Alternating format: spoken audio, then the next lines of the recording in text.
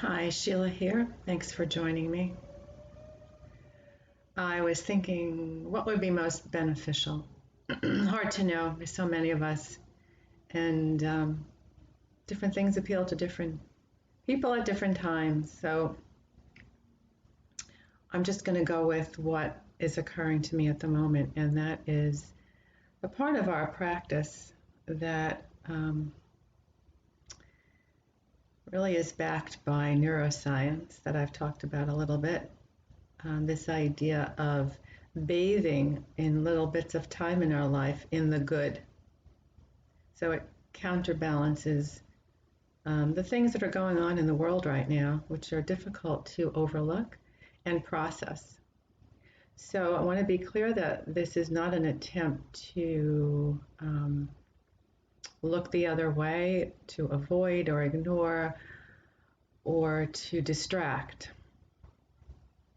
But what it is an opportunity to let your nervous system, your mind, really have a rest, and to acknowledge what is also true, that at the same time disturbing things are going on in the world, there are also things of value.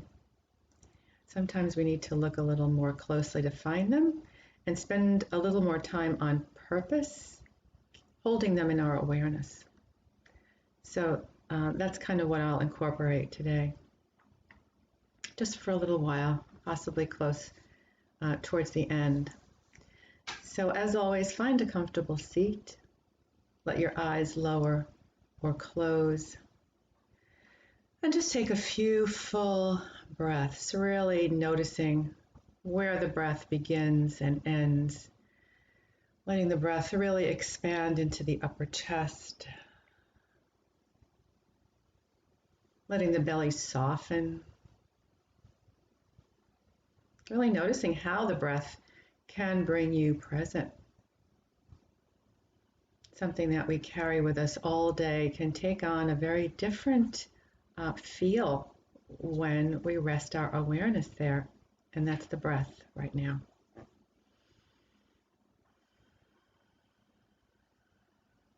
Just a few more full, complete,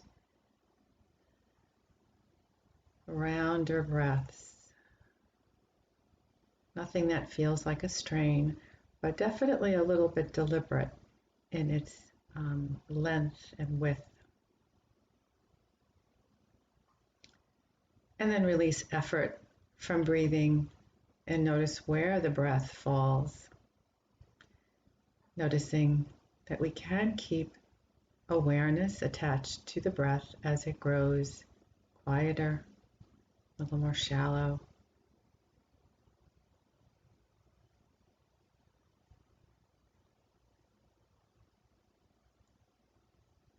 And we can begin with observing how it feels to sit on this day. So in noticing the seat we've taken, we can connect with those points in the body that are in contact with the chair or cushion. So it might be the back of the body, the shoulder blades. It might even be the back of your arms, depending on how they have fallen to rest. Certainly the buttocks and the backs of the thighs.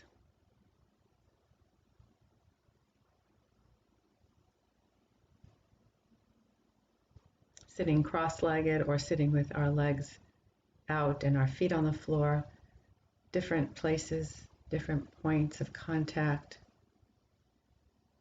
all available.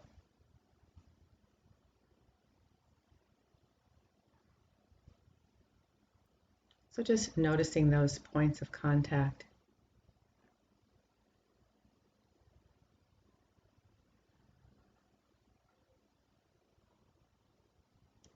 Noticing the muscles that are engaged to keep you upright.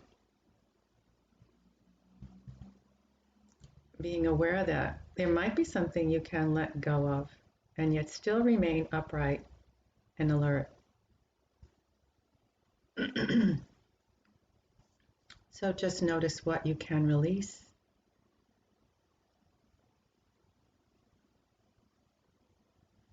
those moments of release are really interesting. They are totally in the moment. Shoulders can relax a little more. Some expression from the face can soften.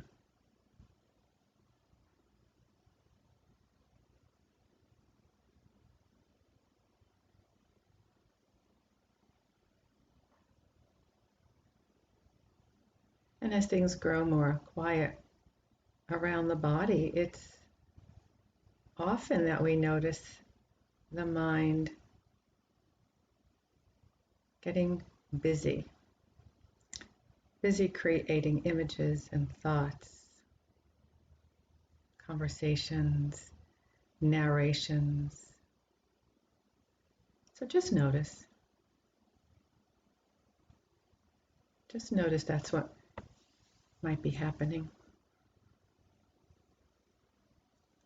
Notice there's a point at which you notice and a point at which you can return to sensations as you sit.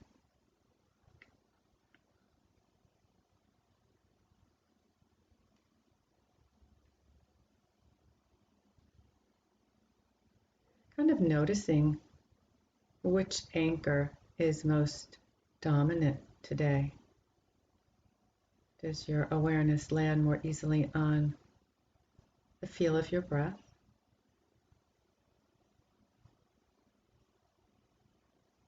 Or sensations in the body? Even as we sit in stillness, there are sensations that arise and pass.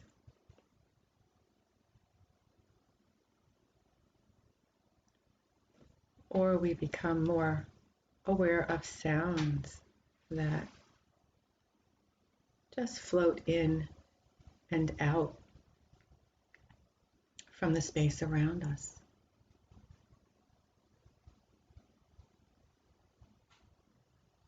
Subtle things, maybe the hum of your refrigerator or the passing of cars in the street.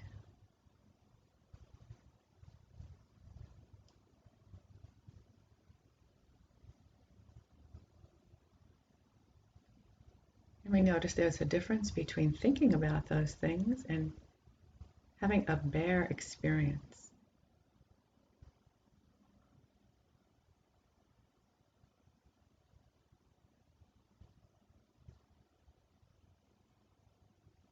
And thoughts may be part of our experience.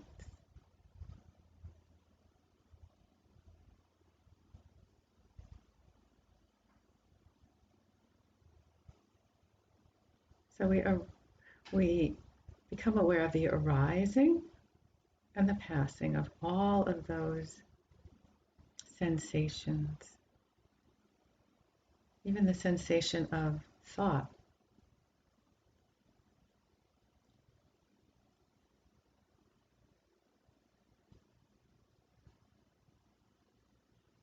And at this time, there isn't anything we need to do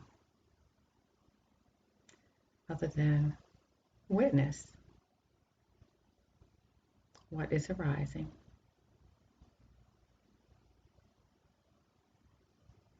What moves into and out of our awareness.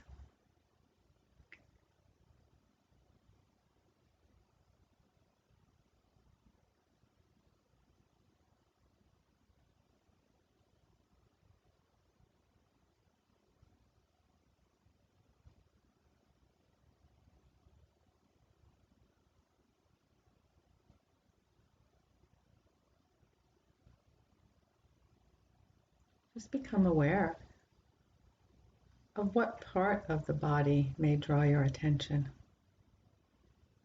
It might be an area of discomfort. It might be an area of pressure, like your hands resting in your lap. Might be some tension that you notice when you grow more still in the body.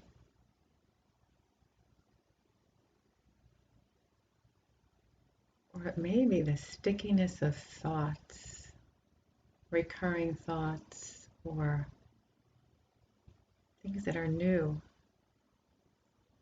whatever their quality, notice the point at which you can release and return, beginning again to connect with something in the moment.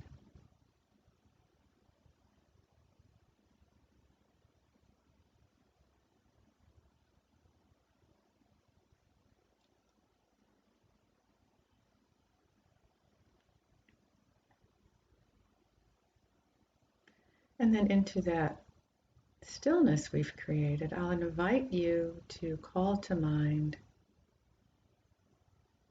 something that when you think of makes you feel at ease or happy or glad. And it might be something really small, like a good cup of coffee or a talk with a good friend. And it might have happened today or yesterday or 10 years ago. But when you call it to mind, there's a sense of peace and ease, a gladness that you had that experience. And I just invite you to notice how that feels somewhere in your body.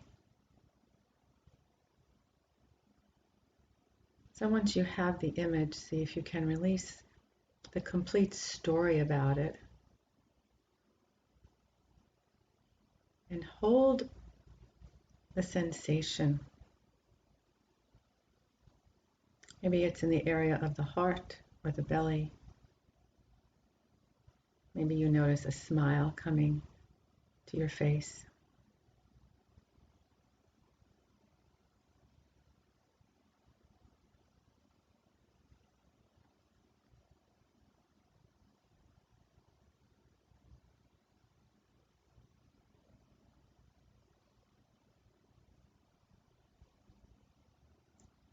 Just allowing your mind to really hold something that is easeful and pleasant.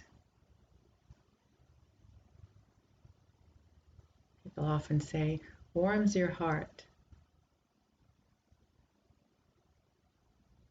So it might feel like gratitude.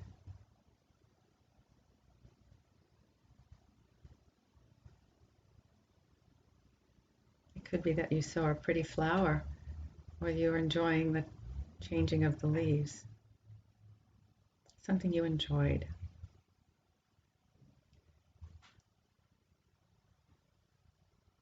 And the sense of that washes over your awareness, smoothing out the rough edges.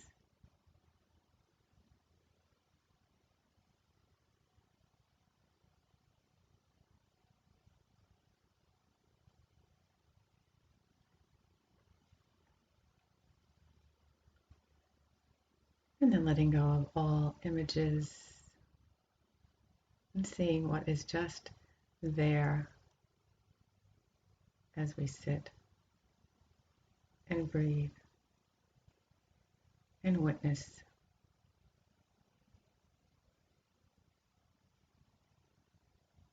Noticing if there are thoughts that arise about this practice. Maybe some liking or not liking, some discernment. Those are things to just notice as well. They aren't bad or good. They become points to notice.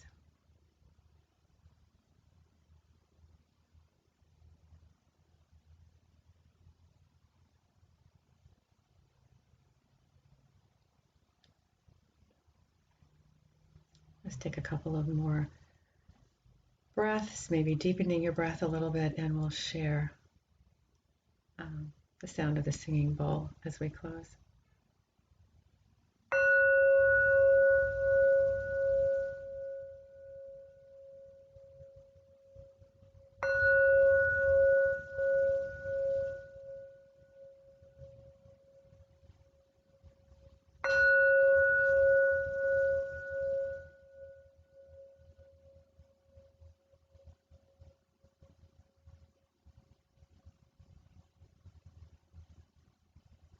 So you'll notice there's a moment when the sound of the bell is really inaccessible.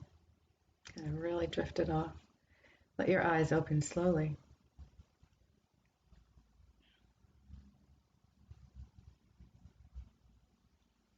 So sometimes these practices of either loving kindness or gratitude or gladdening our heart, it can be called, really highlight how drawn we can be to things we like and how repelled we can be by things we kind of don't like. And I'm just going to suggest that we notice that that's what's happening sometimes. That's all. Just notice that swing, that attachment to things we like, that craving, and that aversion or moving away from what we don't like.